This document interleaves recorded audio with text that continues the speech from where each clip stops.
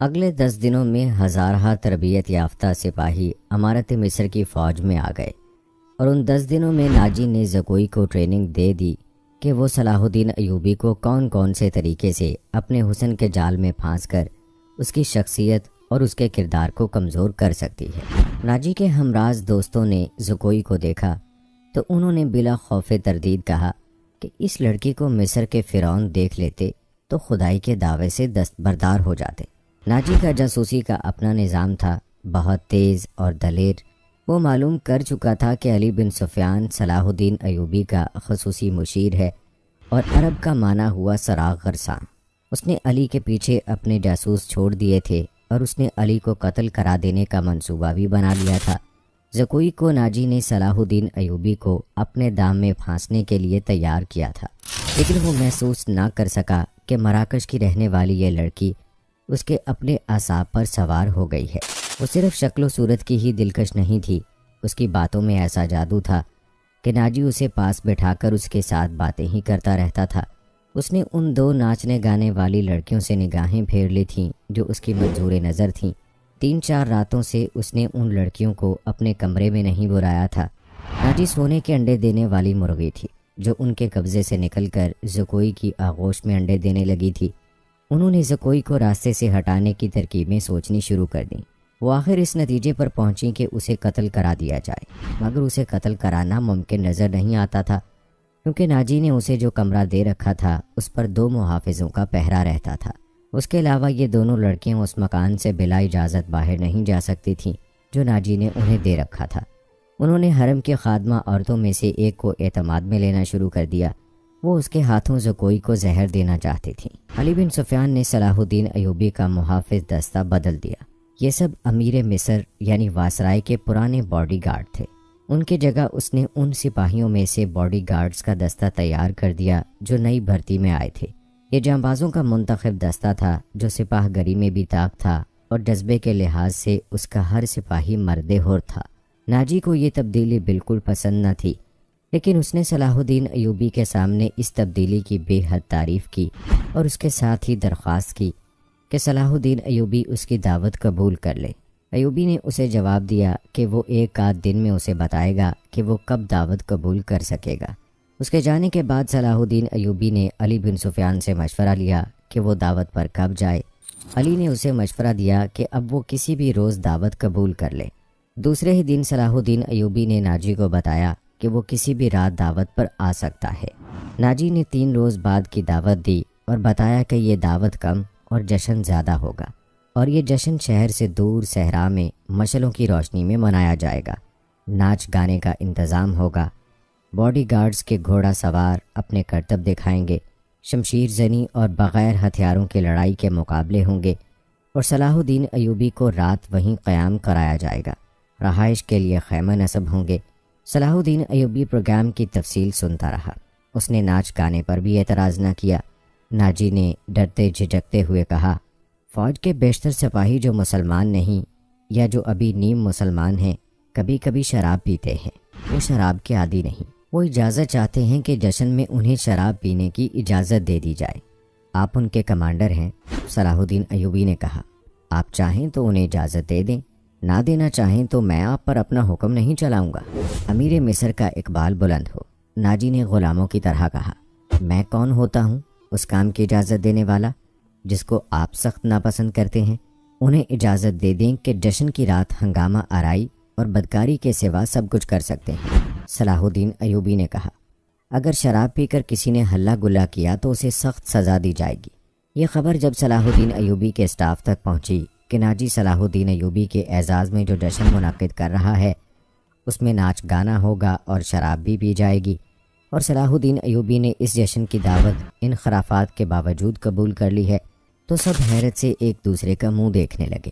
کسی نے کہا کہ ناجی جھوٹ بولتا ہے، وہ دوسروں پر اپنا رعب ڈالنا چاہتا ہے، اور کسی نے یہ رائے دی کہ ناجی کا جادو صلاح الدین ایوبی پر بھی چل گیا ہے۔ یہ رائے ان سربراہوں کو پسند آئی جو ناجی کے ہم نوالا اور ہم پیالہ تھے۔ صلاح الدین ایوبی نے چارج لیتے ہی ان کے لیے عیش و عشرت، شراب نوشی اور بدکاری جرم قرار دے دی تھی۔ اس نے ایسا سخت ڈسپلن رائج کر دیا تھا کہ کسی کو پہلو کی طرح فرائض سے کوتاہی کی جرت نہیں ہوتی تھی، اور وہ اس پر خوش تھے کہ آج نئے امیر مصر نے کسی دعوت میں شراب اور رقص کی اجازت دے دی ہے تو کل پرسوں وہ خود بھی ان رنگینیوں کا رسیا ہو جائے گا۔ صرف علی بن سفیان تھا جسے معلوم تھا کہ صلاح الدین ایوبی نے خرافات کی اجازت کیوں دی ہے۔ جشن کی شام آ گئی۔ ایک تو چاندنی رات تھی، صحرا کی چاندنی اتنی شفاف ہوتی ہے کہ ریت کے ذرے بھی نظر آ جاتے ہیں۔ دوسرے 1000 مشعلوں نے وہاں صحرا کی رات کو دن بنا دیا تھا۔ باڈی گارڈز کا ہجوم تھا جو ایک وسیع میدان کے گرد دیواروں کی طرح کھڑا تھا۔ ایک طرف صلاح الدین ایوبی کے بیٹھنے کے لیے جو مسند رکھی گئی تھی وہ کسی بہت بڑے بادشاہ کا تخت معلوم ہوتی تھی۔ اس کے دائیں بائیں بڑے رتبوں کے مہمانوں کی نشستیں تھیں۔ اس وسیع و عریض تماشا گاہ سے تھوڑی دور مہمانوں کے لیے نہایت خوبصورت خیمے نصب تھے۔ ان سے ہٹ کر ایک بڑا خیمہ صلاح الدین ایوبی کے لیے نصب کیا گیا تھا جہاں اسے رات بسر کرنی تھی۔ علی بن سفیان نے سورج غروب ہونے سے پہلے وہاں جا کر اس خیمے کے ارد گرد محافظ کھڑے کر دیے۔ جب علی بن سفیان وہاں محافظ کھڑے کر رہا تھا، ناجی زکوئی کو آخری ہدایات دے رہا تھا۔ اس شام زکوئی کا حسن کچھ زیادہ ہی نکھر آیا تھا۔ اس کے جسم سے ایسے عطر کی بھینی بھینی بو اٹھ رہی تھی جس میں سحر کا تاثر تھا۔ اس نے بال اوریاں کندھوں پر پھیلا دیے تھے۔ سپید کندھوں پر سیاہی مائل بھورے بال زاہدوں کی نظروں کو گرفتار کرتے تھے۔ اس کا لباس اس قدر باریک تھا کہ اس کے جسم کے تمام نشیب و فراز صاف نظر آتے تھے۔ اس کے ہونٹوں پر قدرتی تبسم ادھ کھلی کلی کی مانند تھا۔ ناجی نے اسے سر سے پاؤں تک دیکھا اور کہا، صلاح الدین ایوبی پر تمہارے جسمانی حسن کا شاید اثر نہ ہو، اپنی زبان استعمال کرنا۔ وہ سبق بھولنا نہیں جو میں اتنے دنوں سے تمہیں پڑھا رہا ہوں، اور یہ بھی نہ بھولنا کہ اس کے پاس جا کر اس کی لونڈی نہ بن جانا، انجیر کا وہ پھول بن جانا جو درخت کی چوٹی پر نظر آتا ہے مگر درخت پر چڑھ کر دیکھو تو غائب ہو جاتا ہے۔ اسے اپنے قدموں میں بٹھا لینا۔ میں تمہیں یقین دلاتا ہوں کہ تم اس پتھر کو پانی میں تبدیل کر لو گی۔ اسی سرزمین میں کلیوپیٹرا نے سیزر جیسے مرد آہن کو اپنے حسن و جوانی سے پگھلا کر مصر کی ریت میں بہا دیا تھا۔ کلیوپیٹرا تم سے زیادہ خوبصورت نہیں تھی۔ میں نے تمہیں جو سبق دیے ہیں وہ کلیوپیٹرا کی چالیں تھیں۔ عورت کی یہ چالیں کبھی ناکام نہیں ہو سکتی۔ زکوئی مسکرا رہی تھی اور بڑے غور سے سن رہی تھی۔ مصر کی ریت میں ایک اور کلیوپیٹرا کو حسین ناگن کی طرح جنم دیا تھا۔ مصر کی تاریخ اپنے آپ کو دہرانے والی تھی۔ سورج غروب ہو گیا تو مشعلیں جل اٹھیں۔ صلاح الدین ایوبی گھوڑے پر سوار آ گیا۔ اس کے دائیں بائیں آگے اور پیچھے اس کے ان محافظوں کے گھوڑے تھے جو علی بن سفیان نے منتخب کیے تھے۔ اسی دستے میں سے اس نے 10 محافظ شام سے پہلے ہی یہاں لا کر صلاح الدین ایوبی کے خیمے کے گرد کھڑے کر دیے تھے۔ سازوں نے دف کی آواز پر استقبالیہ دھن بجائی اور صحرا امیر صلاح الدین ایوبی زندہ باد کے نعروں سے گونجنے لگا۔ ناجی نے آگے بڑھ کر استقبال کیا اور کہا، آپ کے جانثار عظمت اسلام کے پاسبان آپ کو بصر و چشم خوش آمدید کہتے ہیں۔ ان کی بے تابیاں اور بے قراریاں دیکھیے، آپ کے اشارے پر کٹ مریں گے۔ اور خوش آمد کے لیے اسے جتنے الفاظ یاد آئے اس نے کہہ ڈالے۔ جو ہی صلاح الدین ایوبی اپنی شاہانہ نشست پر بیٹھا، سرپٹ دوڑتے گھوڑوں کی ٹاپوں کی آواز سنائی دی۔ گھوڑے جب مشعلوں کی روشنی میں آئے تو سب نے دیکھا کہ 4 گھوڑے دائیں سے اور 4 بائیں سے دوڑے آ رہے تھے۔ ہر ایک پر ایک ایک سوار تھا۔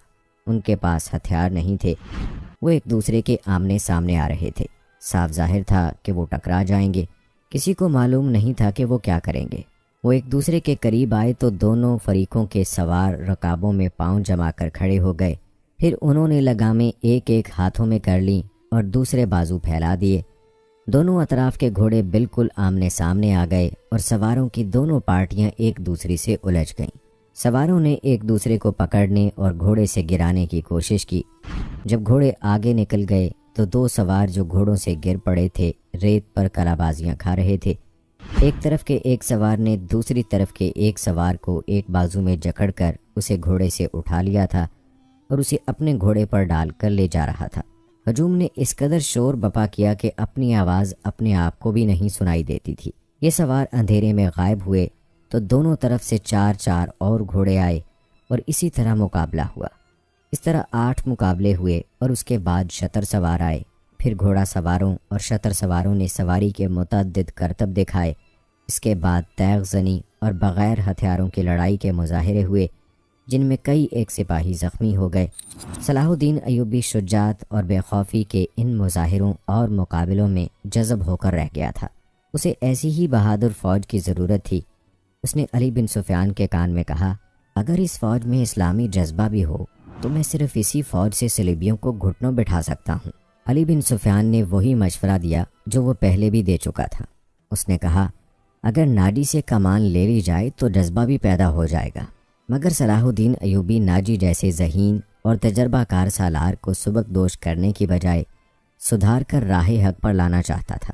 وہ اس جشن میں اپنی آنکھوں سے یہی دیکھنے آیا تھا کہ یہ فوج کردار کے لحاظ سے کیسی ہے۔ اسے ناجی کی اس درخواست سے ہی مایوسی ہو گئی تھی کہ اس کے سپاہی اور کماندار شراب پینا چاہتے ہیں اور ناچ گانا بھی ہوگا۔ صلاح الدین ایوبی نے اس درخواست کو اس وجہ سے منظور کیا تھا کہ وہ دیکھنا چاہتا ہے کہ یہ لشکر کس حد تک عیش و عشرت میں ڈوبا ہوا ہے۔ بہادری، شاہ سواری اور تیغ زنی وغیرہ کے مظاہروں اور مقابلوں میں تو یہ فوج عسکری اور جنگی معیار پر پوری اترتی تھی، مگر کھانے کا وقت آیا تو یہ فوج بدتمیزوں، بلانوشوں اور ہنگامہ پرور لوگوں کا بے قابو ہجوم بن گئی۔ کھانے کا انتظام وسیع و عریض میدان میں کیا گیا تھا۔ ایک طرف فوج کے کم و بیش 2000 آدمیوں کے لیے کھانا چنا گیا تھا اور ان سے ذرا دور صلاح الدین ایوبی اور دیگر بڑے مہمانوں کے کھانے کا انتظام تھا۔ سینکڑوں سالم دمبے اور بکرے، اونٹوں کی سالم رانیں اور ہزاروں مرغ روسٹ کیے گئے تھے۔ دیگر لوازمات کا کوئی شمار نہ تھا اور سپاہیوں کے سامنے شراب کے چھوٹے چھوٹے مشکیزے اور سراہیاں رکھ دی گئی تھیں۔ سپاہی کھانے اور شراب پر ٹوٹ پڑے، گھٹا گھٹ شراب چڑھانے لگے اور مارکا آرائی ہونے لگی۔ صلاح الدین ایوبی یہ منظر دیکھ رہا تھا اور خاموش تھا۔ اس کے چہرے پر کوئی ایسا تاثر نہیں تھا جو یہ ظاہر کرتا کہ وہ کیا سوچ رہا ہے۔ اس نے ناجی سے صرف اتنا پوچھا، 50,000 فوج میں سے آپ نے یہ سپاہی دعوت کے لیے کس طرح منتخب کیے تھے؟ کیا یہ آپ کے بدترین سپاہی ہیں؟ نہیں امیر مصر، ناجی نے غلامانہ لہجے میں جواب دیا، یہ 2000 عسکری میرے بہترین آدمی ہیں۔ آپ نے ان کے مظاہرے دیکھے ہیں، ان کی بہادری دیکھی ہے۔ میدان جنگ میں یہ جس جانبازی کا مظاہرہ کریں گے وہ آپ کو حیران کر دے گا۔ آپ ان کی بدتمیزی کو نہ دیکھیں، یہ آپ کے اشارے پر جانیں قربان کر دیں گے۔ میں انہیں کبھی کبھی کھلی چھٹی دے دیا کرتا ہوں تاکہ مرنے سے پہلے دنیائے رنگ و بو سے پورا لطف اٹھا لیں۔ صلاح الدین ایوبی نے اس استدلال کے جواب میں کچھ بھی نہ کہا۔ ناجی جب دوسرے مہمانوں کی طرف متوجہ ہوا تو صلاح الدین ایوبی نے علی بن سفیان سے کہا، میں جو دیکھنا چاہتا تھا وہ دیکھ لیا ہے۔ یہ سوڈانی عسکری شراب اور ہنگامہ آرائی کے عادی ہیں۔ تم کہتے ہو کہ ان میں جذبہ نہیں، میں دیکھ رہا ہوں کہ ان میں کردار بھی نہیں۔ اس فوج کو اگر تم میدان جنگ میں لے گئے تو یہ لڑنے کی بجائے اپنی جان بچانے کی فکر کرے گی اور مال غنیمت لوٹے گی اور مفتو کی عورتوں کے ساتھ وحشیانہ سلوک کرے گی۔ اس کا علاج یہ ہے، علی بن سفیان نے کہا، کہ آپ نے مختلف خطوں سے جو فوج تیار کی ہے انہیں ناجی کے اس 50,000 سوڈانی لشکر میں مدغم کر دیا جائے۔ برے سپاہی اچھے سپاہیوں کے ساتھ مل جل کر اپنی عادتیں بدل دیا کرتے ہیں۔ صلاح الدین ایوبی مسکرایا اور علی سے کہا، تم یقیناً میرے دل کا راز جانتے ہو۔ میرا منصوبہ یہی ہے جو میں ابھی تمہیں نہیں بتانا چاہتا تھا، کسی سے اس کا ذکر نہ کرنا۔ علی بن سفیان میں یہی وصف تھا کہ دوسروں کے دلوں کے راز جان لیتا تھا اور غیر معمولی طور پر ذہین تھا۔ وہ کچھ اور کہنے ہی لگا تھا کہ ان کے سامنے کئی اور مشعلیں روشن ہو گئیں۔ زمین پر بیش قیمت قالین بچھے ہوئے تھے۔ شہنائی اور سارنگ کا ایسا میٹھا اور پرسوز نغمہ ابھرا کہ مہمانوں پر سناٹا طاری ہو گیا۔ ایک طرف سے ناچنے والیوں کی قطار نمودار ہوئی۔